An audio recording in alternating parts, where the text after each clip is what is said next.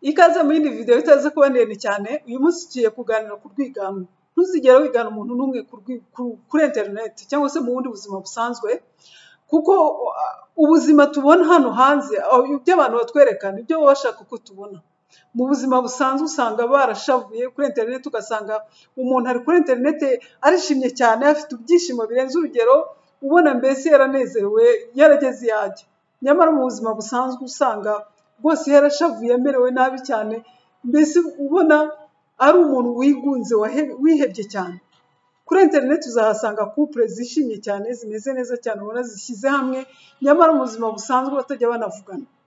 Uzasanga umugore n'umugabo bari kuri internet, ubona rwose bashyize hamwe, ubona ari abantu b'intangarugero, nyamara mu buzima busanzwe umugore abukwe n'undi mugabo akabukwe. Ugasanga umugabo aba mu cyumba cye, umugore akaba mu kindi cyumba, ariko ugasanga kuri internet baratugaragariza nyine ibyo bashaka ko tubona.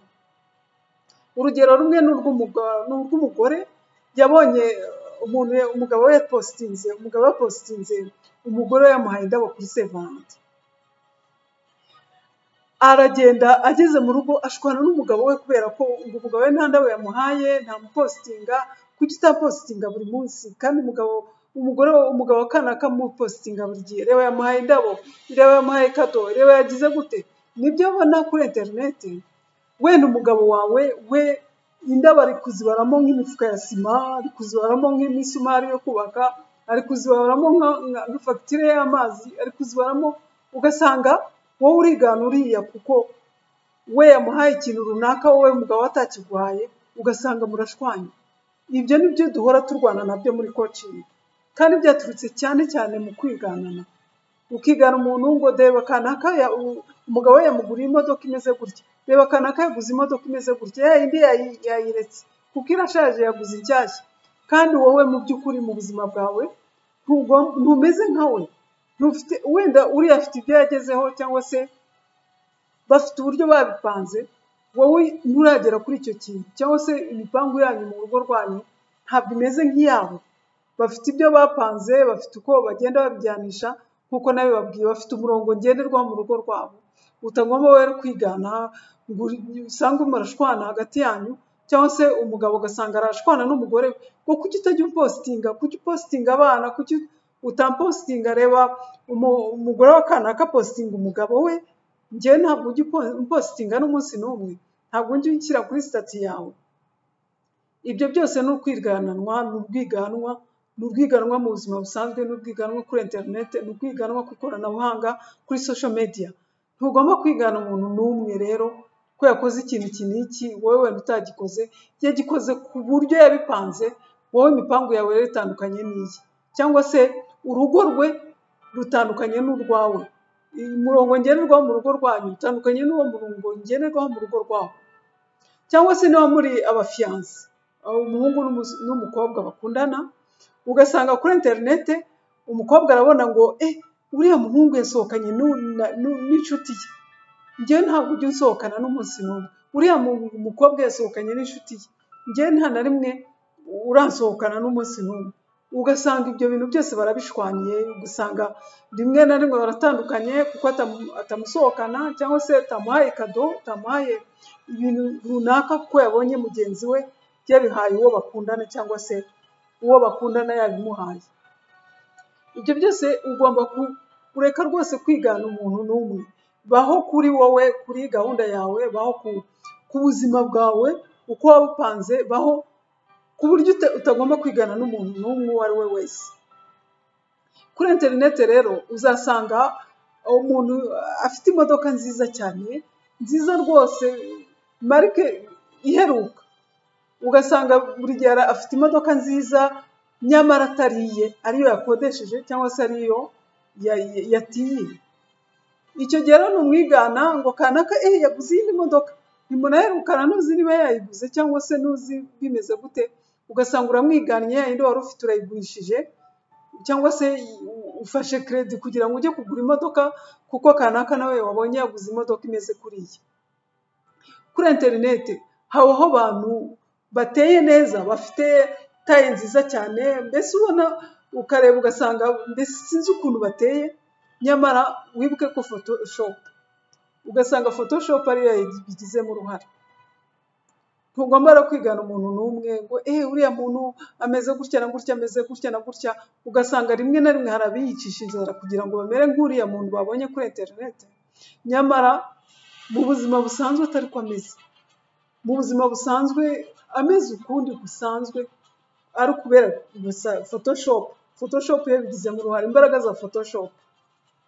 Kuri internet rero uzasangamo abantu babizi ibyuya, bameze neza, mbese ibyuya byabarenze bakora siporo, nyamara ari amavuta bisize bisutseho kugira ngo wowe umenye ngo bishwe n'ibyuya, bakora siporo bameze gutya, bakora siporo imeze gutya na gutya, imeze gutya na gutya, ugasanga urabigana, nyamara umubiri wawe wowe ziriya siporo bari kukwereka ntabwo bijyanye n'umubiri wawe n'ubuzima bwawe. Umubiri wawe mu by'ukuri, mbere ya byose niba ushaka kujya gukora siporo ubaze muganga. Hari siporo zikomeye cyane ugomba kubanza kubaza muganga ngo arebe niba ubuzima bwawe, umubiri wawe muri rusange ushobora kugendana na ziriya siporo, cyangwa se nta kibazo wagira kubera gukora ziriya siporo. Wowe rero ukabyigana ngo yakoze ziriya siporo, yagize gute, ameze gutya ameze gutya, kandi ari amavuta yisutseho cyangwa se ari n'amazi yisutseho kugira ngo yerekane ko ibyo byamurenze muri siporo. Jya ureka rero kwigana umuntu n'umwe kuri internet cyangwa se no mu buzima busanzwe. Hari umudamu umwe mperutse n'ubu turacyari mu rugendo muri coaching, yambwiye ukuntu mugenzi we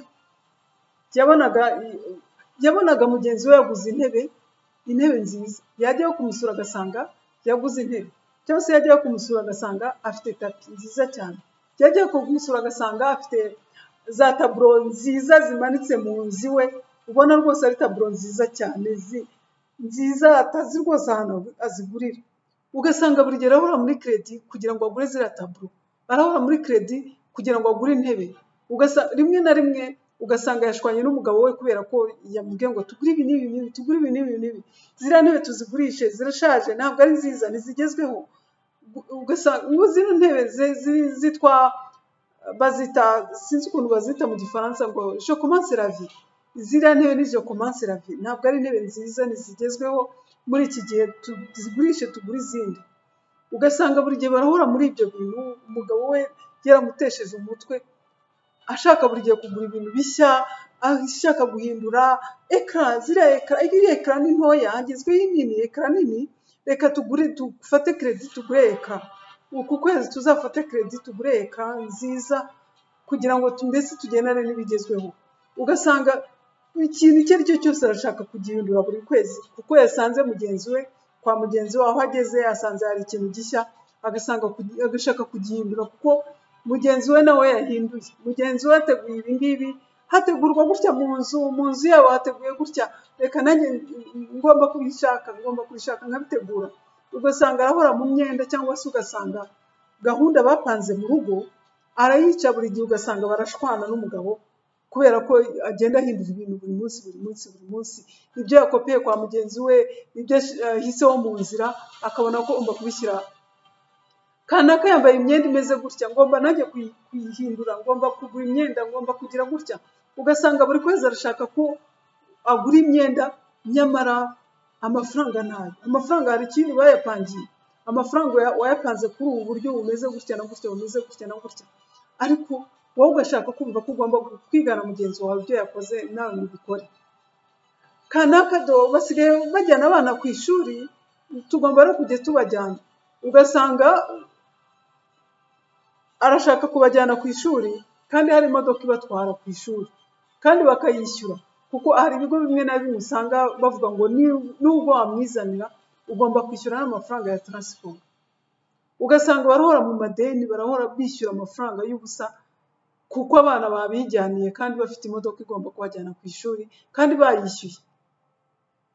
Kuri internet rero haba ibintu byinshi bitandukanye, habaho za photoshop, habaho ugasanga umuntu afite isura nziza, afite umubiri rwose unyerera, ugasanga ngo ngomba kujya nisiga amavuta uriya muntu yisiga, yavuze kuri internet ko yisiga amavuta ya naya agura 100,000 akayisiga. Ugasanga ararwanira kuyigura, ngomba kuyigura kugira ngo ngire zero zero zero mbese sinzi ko wabyita zero tashe zero mbese ube sans tashe ube umuntu udafite agaheri na kamwe mu maso ugomba kugura ariya mavuta kuko kanaka niyo yisiga nyamara ntajyanye n'umubiri wawe uranayagura ugasanga wenda ntajyanye n'umubiri wawe urayanze wayaguze 200 angahe bakakubwira ngo no impamvu atakugize umubiri mwiza nuko utaguze n'agatibe runaka nuko utaguze n'akandi kantu runaka kitwa gutya nuko utaguze isabune yayo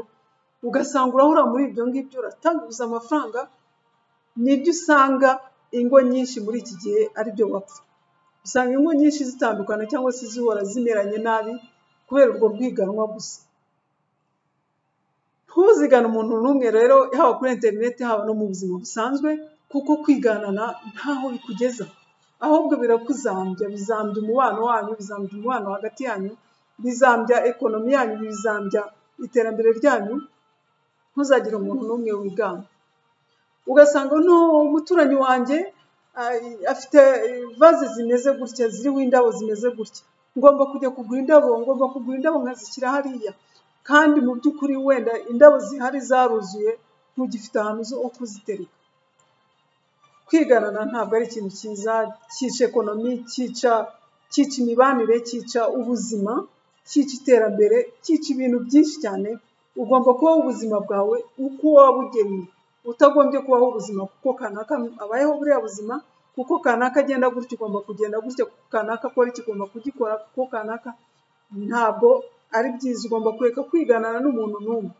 nta muntu n'umwe ugomba kwigana mu buzima bwawe baho ubuzima uko wabupanze kuri internet habaho abantu ushaka usanga bashishikaye rwose ubona bavuga ibintu ibyo ari byo byose bavuga ubuzima bwabo uko bubayeho uko babaye mu rugo uko babayeho ubuzima bwabo mbese bakabushyira hanze wowe rero ugashaka nawe gushyira ubwawe hanze wenda uwo mubanye wenda uwo mubayeho muri couple wowe umugabo wawe cyangwa se umugore wawe ntashaka gushyira ubuzima bwawe hanze ugasanga mwabipfuye kuki udashaka ko dushyira hanze ubuzima bwacu kuki udashaka ugasanga wabipfuye ugasanga rimwe na rimwe banatandukanye kubera iyo mpamvu gusa kuri internet rero hariho ibintu byinshi cyane utagomba kwizera utagomba kwigana kimwe no mu buzima busanzwe nashoje video y'uyu munsi kurikira inzozi zawe inzira niyi bye